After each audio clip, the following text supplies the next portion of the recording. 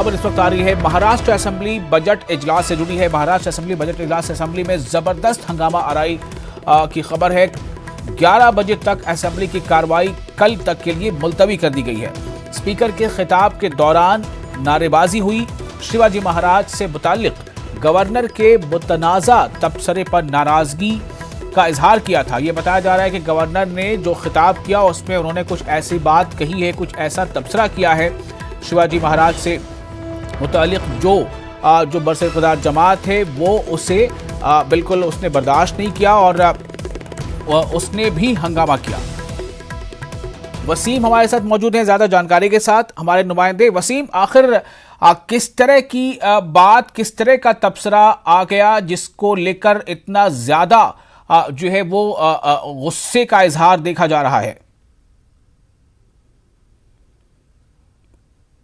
विधानसभा का पहला दिन और पहले ही दिन जिस तरह से जो सत्ता में बैठे हुए हैं, सरकार में बैठे हुए हैं, वो भी काफ़ी आक्रामक नज़र आ रहे हैं। तो वहीं पे दूसरी तरफ जो अपोजिशन लीडर्स है वो भी काफ़ी आक्रामक नज़र आ रहे हैं। एक तरफ देखा गया कि राज्यपाल और सरकार के बीच में लगातार पिछले कई दिनों से विवाद छिड़ता हुआ नजर आया। कई ऐसे मुद्दों पर एक दोनों के बीच में समन्वय देखने को नहीं मिला था। अब जिस तरह से पिछले कुछ दिनों में राज्यपाल ने छत्रपति शिवाजी महाराज को लेकर वक्तव्य किया, उसे लेकर शिवसेना काफ़ी नाराज थी और कई जगहों पर सड़कों पर उन्होंने अपना विरोध प्रदर्शन भी किया था, कई जगहों पे आंदोलन भी किए थे। आज राज्यपाल के भाषण से ही विधानसभा के कामकाज की शुरुआत होनी थी। जो नीतियां हैं सरकार की वो रखनी थी, लेकिन जब सेंट्रल हॉल में सारे विधायक मंत्री एक साथ बैठे तो उस दौरान नारेबाजी शुरू हो गई। खास करके छत्रपति शिवाजी महाराज को लेकर जो वक्तव्य किए थे उसे लेकर नाराजगी लोगों ने जाहिर की और उसी दौरान देखा गया कि जो बीजेपी के नुमाइंदे थे उन्होंने भी बाकायदा नवाब मलिक को लेकर नारेबाजी शुरू कर दी कि किस तरह से साठगांठ है सरकार की है, मंत्रियों की है, दाऊद के साथ। इस तरह की नारेबाजी के बीच में हंगामा चलता रहा और उसी बीच में जो भाषण था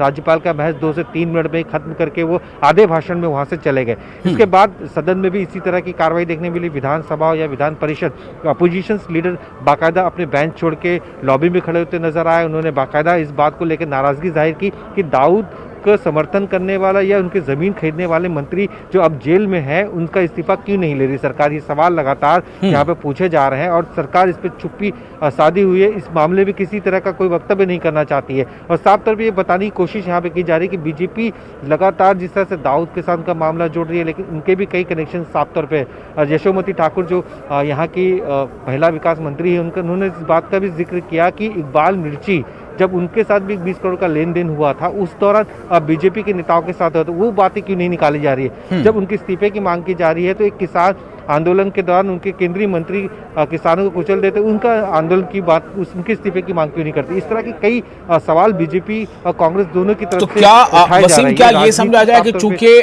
सत्ताधारी दल यानी कि जो बरसरकदार जमात है उसे इस बात का एहसास था कि हिज़्ब मुखालिफ नवाब मलिक के मामले को लेकर हंगामाई कर सकती है, तो क्या उसकी काट के तौर पर ये ढूंढा गया उसे, या फिर ये भी एक इतना बड़ा मामला है बरसरकदार जमात के लिए कि शिवाजी महाराज के वाले तबसरे को लेकर उन्होंने इस तरह से हंगामा किया?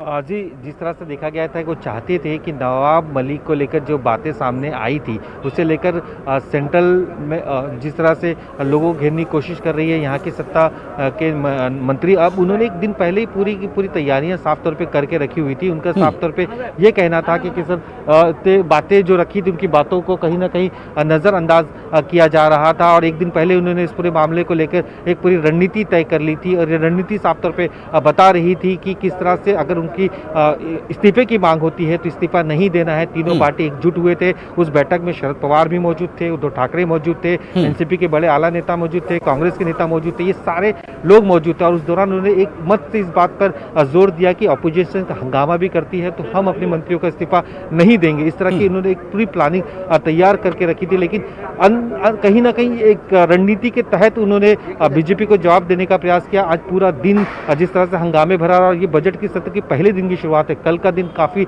हंगामा होने की और आशंका नजर आएगा क्योंकि देवेंद्र फडणवीस साफ तौर पे ये कहते हुए नजर आ रहे हैं कि जब तक इस्तीफा नहीं होता है एक मंत्री का जो जेल में है तब तक इस सदन का कामकाज चलने नहीं देंगे। इसका मतलब ये है, इसे कैसे देखा जाए वसीम, दबाव बनाने की कोशिशों के बीच एक तरफ दबाव हिज़्ब मुखालिफ बनाने की कोशिश कर रहा है। हमारे साथ कांग्रेस प्रदेश अध्यक्ष नाना पटोले जी भी है, उनसे बात करते हैं। उनसे बात करते हैं। सर, जिस तरह से हंगामा देखने को मिला है, बीजेपी आप पे आरोप लगा रही है, आप लोग भी आरोप लगा रहे हैं, राज्यपाल के भाषण को आधे में रोक दिया जाता है, इस बीच में कामकाज रुकता हुआ नजर आ रहा है, दोनों तरफ से क्या एक यही भूमिका चलती रहेगी? आपने अगर राज्यपाल महोदय जी का जब भाषण चल रहा था तब का आपने अगर सीन देखा होगा तो आपको पता होगा कि भाजपा वाले वहाँ पर घोषणा दे रहे थे। फिर जब वो घोषणा दे रहे थे तो हमारे तरफ से, महाविकास आघाड़ी की तरफ से, हमने छत्रपति शिवाजी महाराज की जय की घोषणा की और राज्यपाल अपना भाषण छोड़ के चले गए।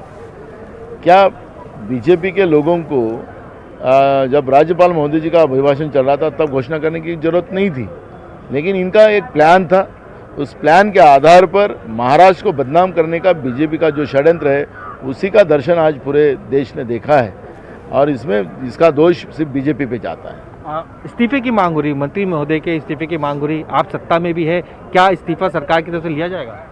देखो, आरोप लगाया गया है, आरोप लगाना अब बीजेपी को आम बात है। क्या इकबाल मिर्ची के पैसे, जो आतंकवादी है, उसके पैसे इनको पार्टी के लिए पार्टी फंड ले सकते हैं? और जो नवाब मलिक के ऊपर जो आरोप हुआ है, दाऊद से उनका संबंध है, तो उनका आरोप है। जब कोर्ट में अगर सिद्ध हो जाए तो बिल्कुल रिजाइन देना चाहिए, लेकिन आरोप तो ये सभी लोगों के ऊपर लगाते हैं। क्या बीजेपी को सिर्फ लोगों के ऊपर आरोप लगाने का ठेका दिया है, झूठे आरोप लगाने का ठेका दिया है? क्या राज्यपाल महोदय जो हमारे राज्य में काम कर रहे हैं वो भाजपाल है, राज्यपाल नहीं है? तो इस तरह से बीजेपी ने जो राजकीय व्यवस्था को गंदा करने का काम कर रही है वो पूरा देश देख रहा है और उसके परिणाम बीजेपी को भुगतना पड़ेगा, क्योंकि इनको डेमोक्रेसी पे विश्वास नहीं। एक सवाल ये भी कि साफ तौर पे बीजेपी कह रही कि जब तक इस्तीफा नहीं होगा सदन का कामकाज नहीं होगा। पहले दिन भी ये हंगामा देखने मिला, अभी आगे कई दिनों में इस तरह की चीज़ें देखने मिली। देखो, उनको गुंडाइज्म और ये इस तरह की चिल्लाट करना उनका पेशा बन चुका है और उनके पेशे को हम लोग रोक नहीं सकते। उनका अगर लोकतंत्र में हम लोग रोकने जाए तो हमारा मुंह दबाए तो ठीक है, उनको जितना करना है हम जनता के लिए काम करेंगे। महाविकास आघाड़ी का वो प्लान है। एक आखिरी सवाल, जिस तरह से आप लोग इस्तीफे की मांग कर रहे हैं, कांग्रेस की तरफ से भी नारायण राणे को लेकर पुलिस चौकी में बुलाया जाता है, नीतीश राणे को, तो क्या जवाब के तौर पे देखा जा रहा है? देखो, आपको माननीय कोर्ट ने भी नारायण राणे जी के और नीतीश राणे के मैटर में भी कोर्ट ने उनके ऊपर जवाब तलब किया है और वो सब चीज़ें तो सामने हैं। तो हमने किसी के ऊपर हेतु परस्पर कार्रवाई नहीं कर रहे। जो लोग गुनहगार है उसके ऊपर कार्रवाई होना ही चाहिए। ये कोई किसी को हमने चैलेंज करने की बात नहीं कर रहे। जो गलती करेगा उसको भुगतना पड़ेगा। ये थे नाना पटोले जी, जिनका साफ तौर पे आपने देखा कि सरकार की जो भूमिका है उन्होंने साफ तौर पे रखी और जवाब देने के लिए पूरी तरीके से ये तैयार है। जी वसीम, एक सवाल मेरा यहाँ पे है, मैं चाहूँगा कि आप थोड़े हमारे नाज़रीन को बताएं कि आखिर किस तरह का तबसरा था, शिवाजी महाराज को लेकर क्या बात थी जिसे बरसर-ए-इक़्तिदार जमात इतना बड़ा मुद्दा बना रहा है? देखिए, जिस तरह से कार्यक्रम के दौरान गवर्नर ने इस बात पे जोर दिया कि छत्रपति शिवाजी महाराज के जो गुरु थे उनके जो नामदेव, इस तरह के उन्होंने नाम दिए, लेकिन उस बात को लेकर नाराजगी है। उनका साफ तौर पे ये कहना था कि जो छत्रपति शिवाजी महाराज के गुरु है वो जीजा माता है, उनकी माता थी। तो इस बात पे लेकर उन्होंने कहा कि अपमान किया गया है महाराष्ट्र की जनता का, और इस बात को लेकर ये नाराजगी साफ तौर पे यहाँ पे झलकती हुई नजर आई। और पिछले कुछ दिनों में इसे देखते हुए नजर आया कि महाराष्ट्र के कई कोनों में उन्होंने आंदोलन भी किए थे। बीजेपी ने काली टोपी और काली नीति के तौर पर इस तरह के आंदोलन किया था। उनका साफ तौर पर यह कहना था कि राज्यपाल अक्सर इस तरह के भाषण और बयानबाजी देते रहते हैं और कहीं ना कहीं इतिहास को बदलने की कोशिश करते हैं। इसे लेकर नाराजगी साफ तौर पर थी और उसी का फायदा उठाते हुए जब नवाब मलिक का इस्तीफा बीजेपी मांग रही थी तो उस दौरान इस बात को सत्ता पक्ष की तरफ से उठाया गया था। जी बहुत शुक्रिया आपका वसीम इस जानकारी के लिए। तो महाराष्ट्र में दो मामले बहुत ज़्यादा इस वक्त हावी हैं। एक तरफ जो अपोजिशन जमात है वो नवाब मलिक के इस्तीफे का दबाव बना रहा है, वहीं जो बरसर-ए-इक़्तिदार जमात है वो इस्तीफा ना देने को लेकर अड़ा है, बल्कि उन्होंने आज जो गवर्नर का खिताब था उस दौरान भी काफ़ी हंगामा किया इस बात को लेकर कि गवर्नर के खिताब में शिवाजी महाराज के बारे में कुछ नाज़िबा यानी अच्छी बातें नहीं थी और इसको उन्होंने एक इशू बनाया है। और इसके बाद जो है कल 11 बजे तक के लिए असेंबली की जो कार्रवाई है वो मुलतवी कर दी गई है।